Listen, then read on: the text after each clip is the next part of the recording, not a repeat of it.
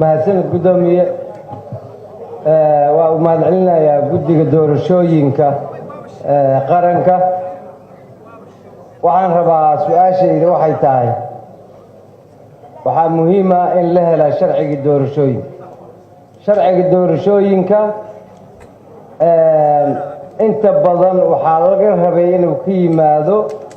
dhinaca fulinta laakiin guddigana input bay ku leeyihiin oo inay iyaga ruuxooda ay inputkooda kusoo darsadaan qaabka hadda ay shaqooyinka ay soo qabteen iyo sharcigaas sidii uu iswaafaqi lahaa waxaan rabaa marka su-aashayda oo gaaban yaa laga sugayaa sharci sidiisaba laba nuucoo ku yimaadaa inuu golaha baarlamaanka ka curto oo baarlamaanka ay curiyaan iyo in hay-addii iska laheyd uu ka yimaado hay-addii iskale sharcigaas oo la rabay inay soo proposal garayso waa guddiga doorashooyinka madaxa bannaan iyo wasaaradda oo iskaashanaya marka waxaan rabaa cidda ay guddiga ku tuhmayiin inay jirto inay